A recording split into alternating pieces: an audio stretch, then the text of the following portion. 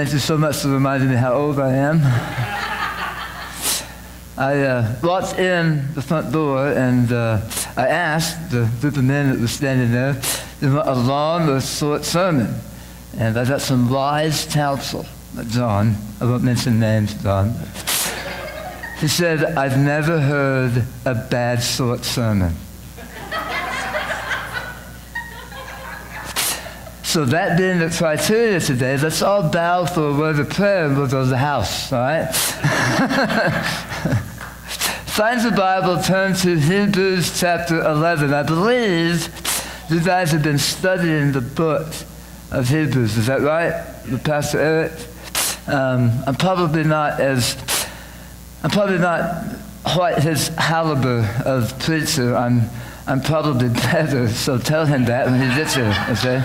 Let him know that. But anyway, we're going to look at this verse. Now, there's a lot to unpack in Hebrews chapter 11. We're probably not going to unpack all of it. This chapter has actually been given the kind of the description of being the Hall of Fame of faith. If you read through chapter 11, you will see some pretty big names in Jewish history revealed there and talks about their faithfulness. So chapter 11 is kind of describing to us what it means to be faithful, what it means to have faith. And it starts off in the first two verses with the definition. And then it spends the rest of the chapter giving you examples of faithfulness. And so let's look. I will probably spend most of my time on that definition, but I would like to point out possibly a definition. I mean an example, a real life example of faithfulness. Now, I'm trying to make sure you guys understand something very clear. The example is going to be me, but not the fact that I'm some great giant in the faith. I'm not. I'm a guy. I mess up. But God has always remained faithful, and He allowed me and gave me the ability to do what the first two verses in this chapter talks about. Let's read those together real fast. Now, faith is being sure of what we hope for and certain of what we do not see. This is what the ancients were commended for, and that's now you go into, and I won't read all that, you can read it when you get home. Let me give you just some hot spots. Abel, Enoch, Noah, Abraham, spends a lot of time talking about Abraham. Isaac, Jacob, Joseph, Moses, spends a lot of time talking about Moses. Rahab, a prostitute who helped out the spies, considered her faithful. Let's talk about faithfulness for just a second. What does it mean to have faith? And this, I don't know about you guys, but when I first read that, I didn't know much more than I knew before I read that, okay? It's a little bit kind of confusing, but faith is being sure of what we hope for and certain of what we do not see. It's been said that there's two aspects to faith. You may have heard this before. There is intellectual, they use the term assent, or basically a general understanding of something. And then the second element of faith is trust. Now, I'll demonstrate. You may have seen this before. This is an old analogy, but it's pretty effective. This is a chair. It's been made for the sole purpose of somebody putting their backside right there and it holding them up and them not falling all the way to the ground. It is an opportunity to rest their legs and relax and just take it easy. And we all know that. But really, just having the knowledge that that works is not faith. What is faith? Faith is doing what? Yeah, plopping the backside down in there. Now, if you notice something about when you sit down, there's a breakover point. That at some point you're just going to have to fall back into the chair. That's trust. I trusted that the chair would hold me up. I was praying the whole time over here that the chair wouldn't break for some reason. But it did not. It held me up. That's having faith. That's having intellectual assent, knowing that the chair is going to do its job, and then trusting it enough to actually put it into play. I'm not just using my words. I'm not just saying, hey, I think chairs will hold you up. Yeah. Zuzo said in it. Yeah, I think that will happen. That's not faith.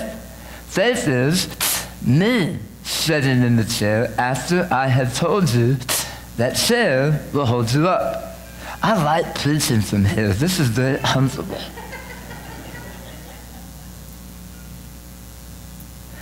Faith's a big deal.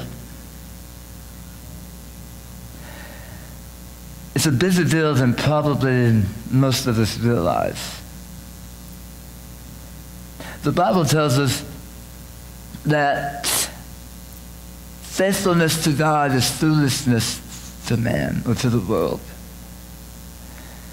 1 Corinthians 1:18, Paul is the one that says that. He says, look, to do what we do, to say the things that we say, to go the places that we go, to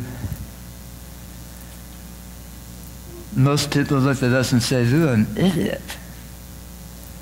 I mean, basically, Paul walked away from a very, very prestigious position with the Pharisees. He was a student of Jewish law, and he was becoming a tremendous Pharisee. And he was working his way up in the ranks. And he was given the assignment to go and kind of smoke out the Christians. I mean, Paul's a smart dude. And when Jesus got a hold of him on the road to Damascus, he turned his back on all of that and actually sided with the Christians. Now, what did you think all of his Jewish buddies thought? Well, Paul, you're a moron. Didn't the go from a lucrative position with us, getting paid handsomely, having prestige in the community, and basically they're going to become homeless and make tents and travel their whole life. And by the way, they didn't know at the time that he would spend a vast majority of his life in prison. Galatians, Paul says, I count it all then. It's all good. But to the world, it's absolute foolishness. To the world, you need to have popularity. You need to have leadership ability. You need to be a type of person that has a good personality so you can go and deal with people individually. That's what makes a person important. You need to be educated, go to college, never tell our kids all that stuff. That is a job, so you have good financial security. You need to be able to buy yourself some health insurance, some automobile insurance, own a car, own a house. As a matter of fact, the more that stuff you have, the more prestige the world places upon you and says that is an important person. But in God's economy, that's not. Faith is the bigger deal. When you get home today, just flip through chapter 11. It is accredited to Abel his faithfulness. He brought a good offering to God. What did Abel get in return for that? Bashed in the head by his brother with a rock and murdered. Think about Abraham. Faithful to God. Picked up his family, moved to a whole different place, was promised He would be the father of many nations, that found out his wife was barren. Thanks, God, for that one. God blessed them with Isaac, only for God to tell Abraham what? Once you take Isaac up on the hill, sacrifice him to me. Really? Abraham did it, though. The whole way. Isaac was going, Dad, we don't have a ram for the sacrifice. That would be a tough one. It's your dad. Yeah, well, it's going to be the... I mean, they just don't say that, right? Abraham didn't. He just kept saying, God will provide. And you know what? God did. But I'm sure Mama wasn't too thrilled about what was happening. Foolishness. Faith. Look, Jesus Christ died on a cross as a criminal. He was buried in a grave, and on the third day of that whole synopsis, he rose from the grave. He defeated death. It's something no other person has ever done up to that point or since. It was such an incredible moment in history, it split history in two. All you have to do, according to the songs that we just sang, according to the words in this book, all you have to do, nothing special, is just surrender and believe. The Bible says, anyone who calls upon the name of the Lord will be saved.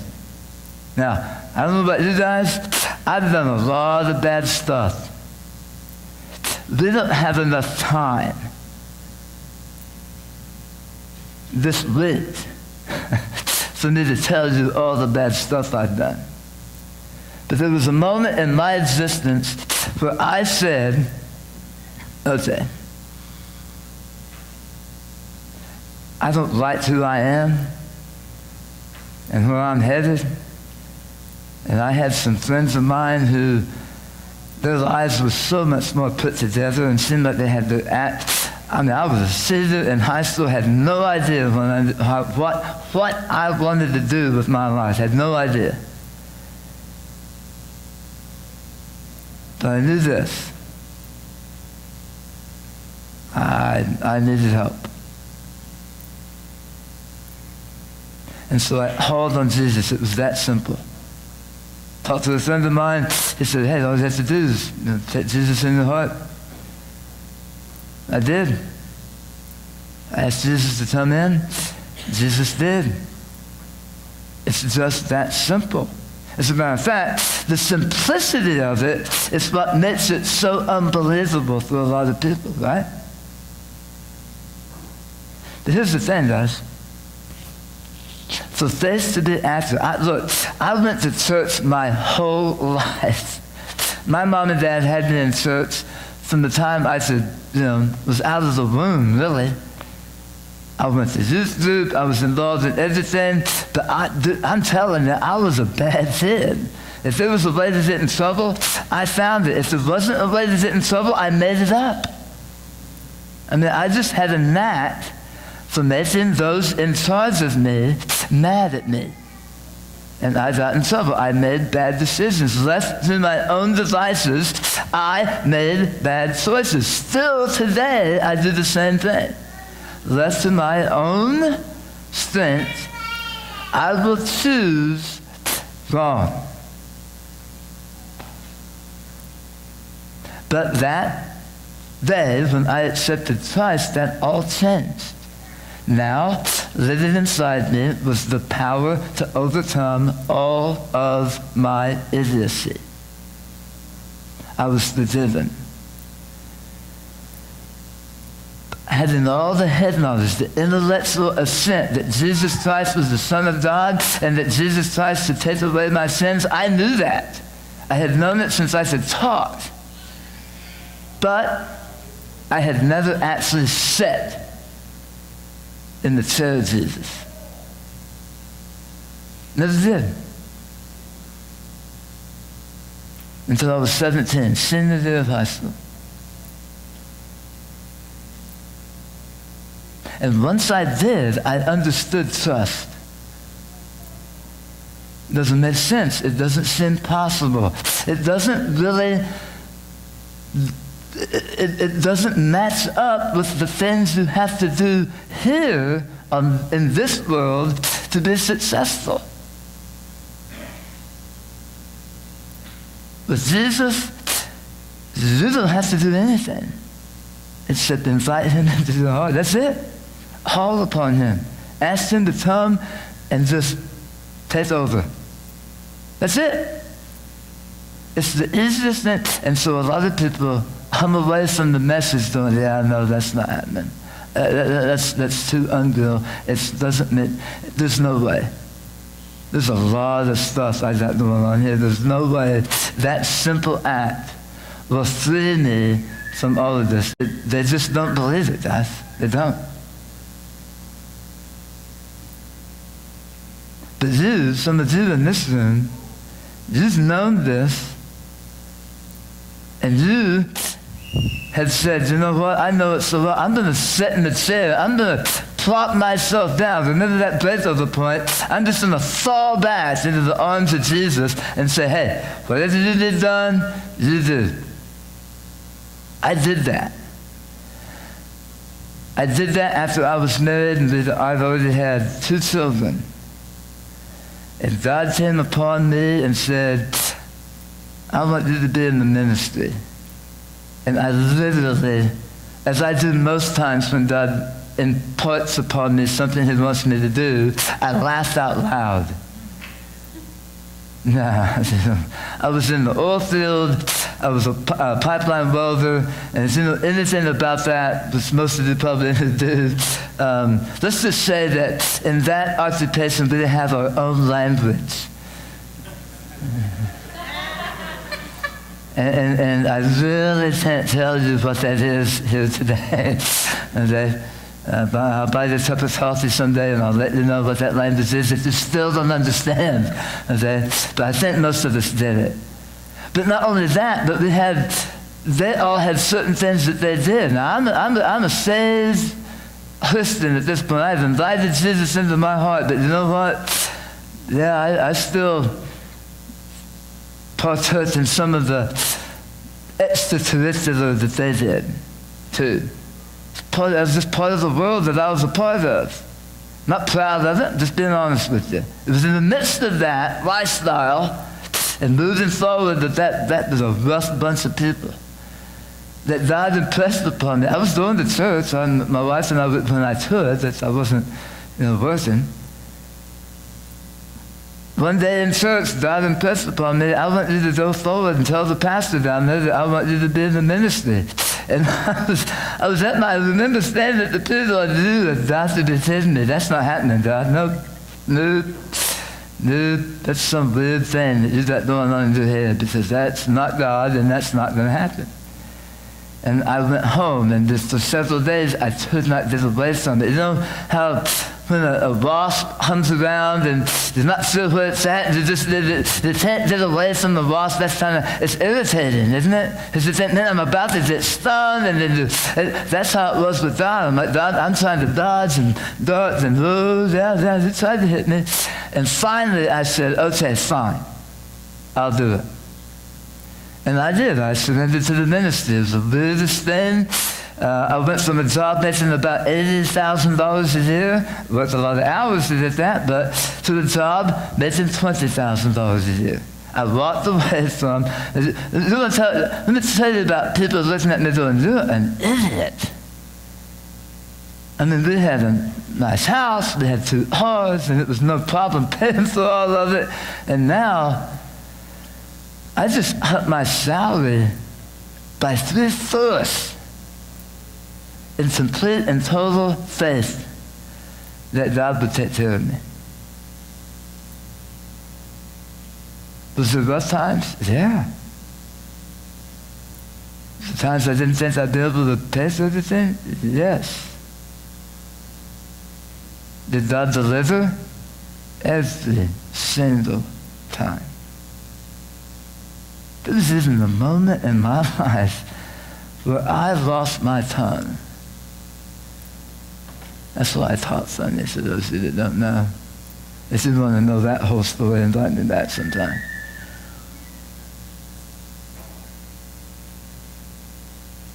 I thought God had failed me for the first time.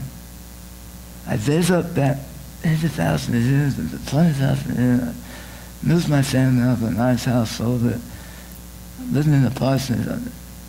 God, I have been faithful to you. I'm now on staff at Chambers of First Baptist. I've done everything that you've done. I've never, ever made as much money as I made the day that I walked away from it. And this is what you give me? Really? Cancer? Now that old oil-filled language came back to me.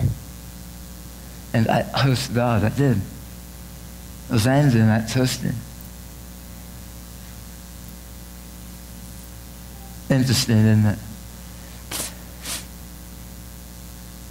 This is put a chair of God up and said, sit in it, and I'd have tipped it across the room like Friday night.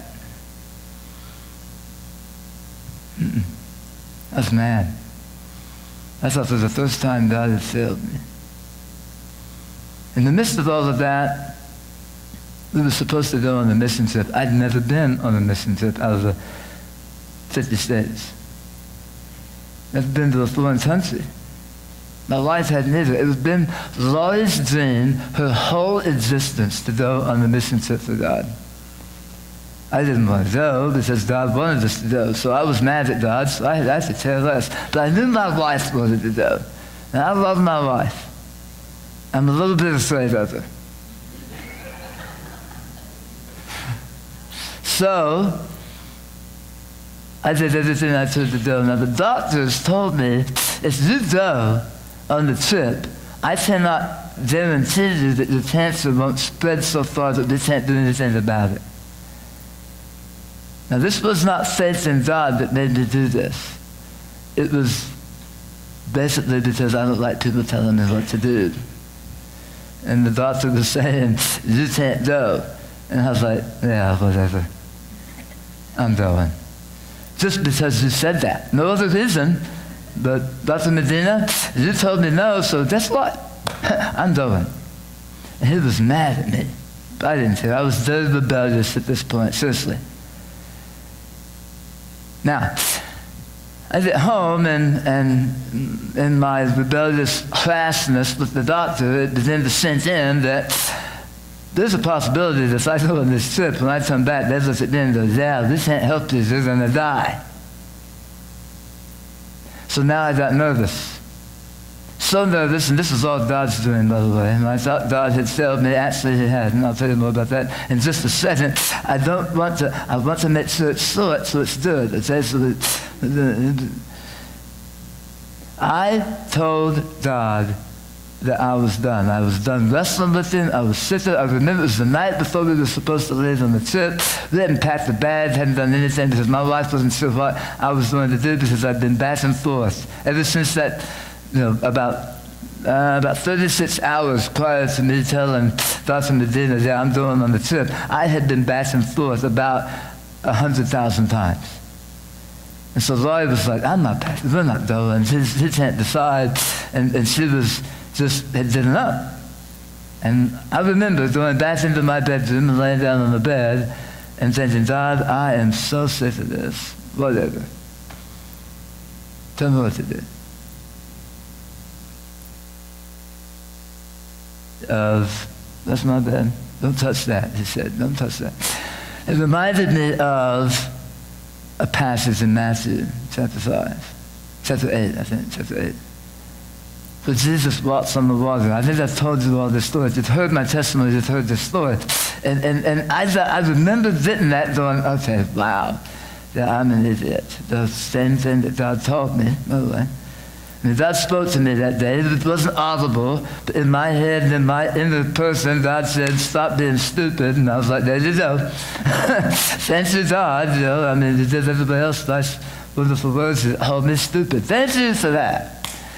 But then he reminded me of Jesus walking on the water and how Peter actually got out of the boat and walked on the water. He did something miracle. Jesus walked on the water. Look at it. You kind of expect that. I mean, he's God. Okay? He can do what he wants. But Peter's just a guy like me. And he got out of the boat and set his focus on Christ. He walked on the water. But when he took it off and saw the waves and the big storm, he sunk like a stone. I had been focusing on the waves and the storm, and God, needing to come in and rescue me once again, said, stop looking at cancer, start looking at me. And so I went on the mission trip. Faith. Sitting in the chair, even when I thought, I'm going to die. Look, folks, it's not rocket science. The people listed in the Hall of Fame of Faith in chapter 11 of Hebrews are there for a reason. They are there because they demonstrated an unwavering faith in God. It's no accident. God's not showing favoritism because he lists some and not others. David is one of them that is down at the end, is just kind of thrown in with the group. David was a big deal. God is telling us, it's not enough to just know that I am God. You must trust me.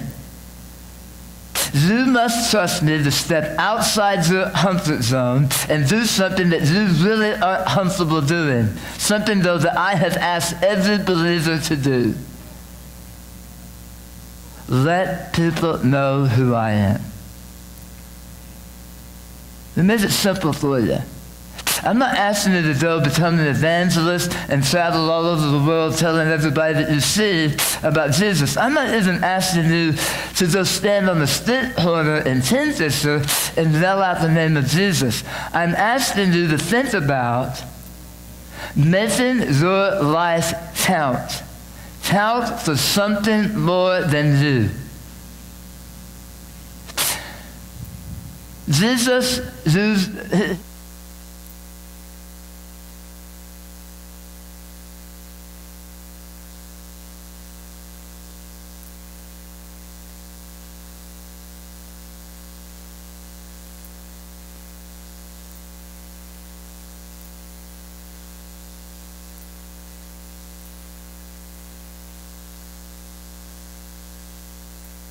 is after Jesus had just told them about pursuing the things that they want. He was kind of talking to them about a question that, what are we supposed to do after and not do after? He says, look, you seek God, God will take care of all the stuff that you're worried about. Food, clothes, house to live in, hard as that. Well, they didn't have cars back then, but this is what I'm doing.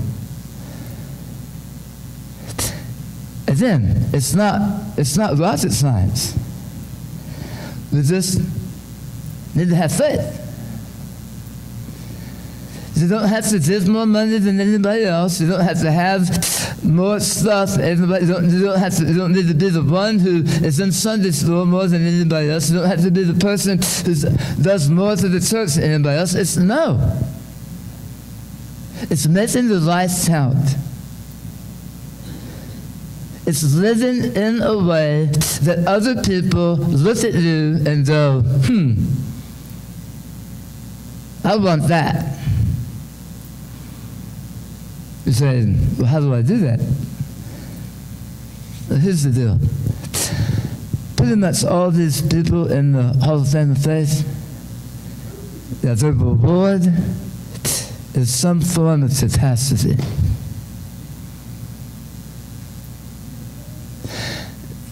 Why? I was posed a question one time. I had to speak to a group of men, and the thing that they wanted me to speak on, for crying out loud, was I want you to work through a sermon where you tell us, why does God let bad things happen? I'm like, really? I mean, holy cow, I don't know that I can do that in 20 minutes. But one thing I found out, Bad things happen to us for a very, very important reason. So we can be a witness. When things are going good, and you got all the money that you want, and all the friends that you need, and all the house that you want to live in, and you're doing the places you want to do, and doing the things that you have fun doing, and everything's good in your life, that doesn't require faith in God. Even the demons have that. When things are going bad,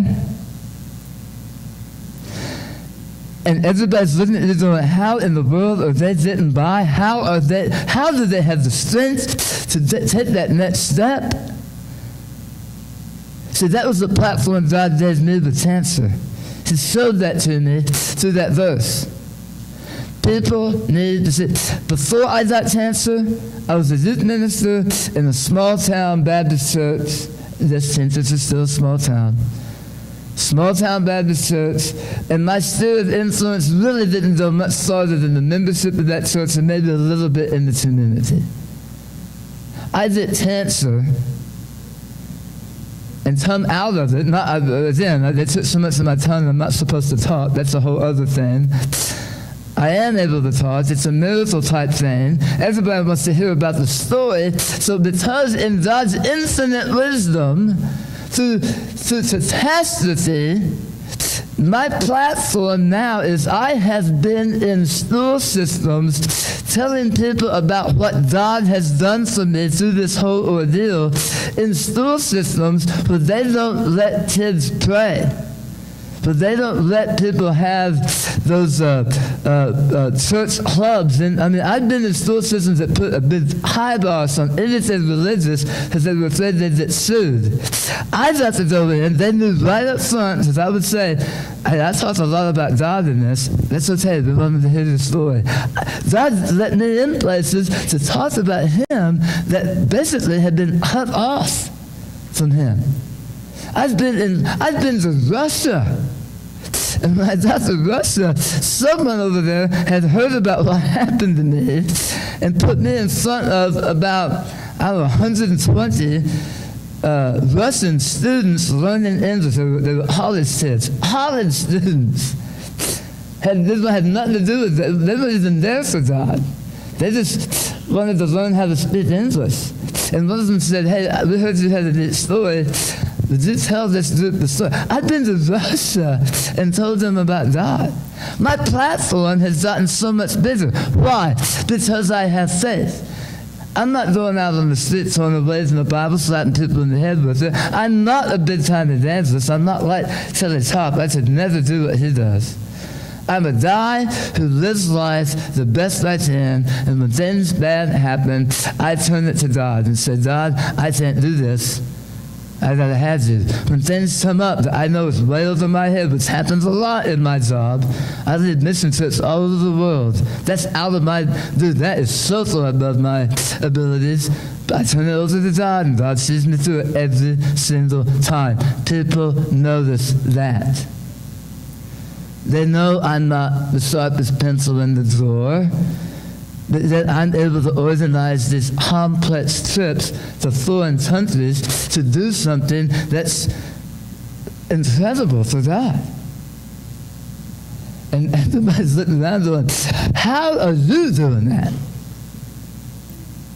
I graduated from high school, the epitome of average. They say, well, how did you know that? I was dead in the middle in class ranking. That was my claim to fame. I was the epitome of average. I go to college. I don't have anything outstanding. I have a history degree, to turn out loud. What do you do with a history degree? You know what you can do? You can work at McDonald's with a history degree. You can teach, but I didn't go on and did my teaching because I got married, had babies. And I went to work in the oil field. My time I quit college. I'm not the normal success story. So why is that?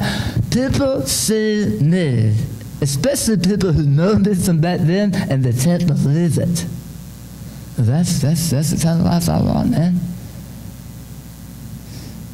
Isn't it God's blessed you with a whole bunch of stuff? It's God's blessed me with a whole bunch of stuff too. Family, cars, house, and I'm not in want, trust me. But there's still problems that crop up, you know what I'm saying? And when you completely just downshift and go into a shell and feel sorry for yourself and depressed, then faith is not what people see. People see the world they do. And they already have that. They don't want that. That's where they live. So we need to think about it. If I trust God, if I really trust God, I need to allow myself to trust Him. Come out of my selfishness, look to His kingdom, seek first His kingdom, build up His kingdom first, and when I do that, not only will this other stuff be taken care of, but other people will see you and say, now I don't have that. How do they do that? I mean, they just had a horrible thing happen in their life, and look at them, they're full of joy and love and happiness. I mean, now they're bummed out a little bit, but man, they're handling this with such strength and graciousness. See, that's we live in an information age. We live in a time when people can take their phone out and they can literally find out anything that they want to find out in a matter of seconds. We're living in a most information-saturated time in history that everybody in this time in history, a lot of us, are starving for the truth. You have the truth. And the best way to advertise that you have it is to exercise it. Live for Him. Set your hind parts in the faith chair of Christ. Don't just think it. Do it. Sit down. Fall back into that chair. Let that breaking point go. Many of us have gotten right here. It's like, oh, that's not going any farther. I can't control what happens. I can't slow my way down. It's either the chair stopping me or nothing. I'm on the floor. I'm looking stupid. And my backside hurts. Well, guess what? I had chosen, I'm telling you, I've chosen many times to go past that breakover point, plop back into the faith chair of Jesus Christ, and it's never, ever crumbled under me one time. How about you? Let's pray.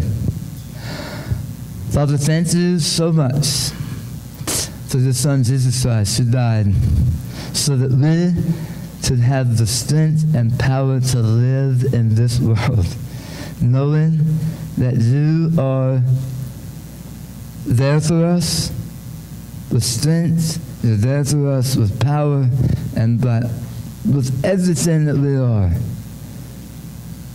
Thank you for allowing us to trust you. We may fail you, but you never fail us. And that, my friends, is awesome. God, thank you, thank you, thank you. It's in your great name that we pray. All God's people said.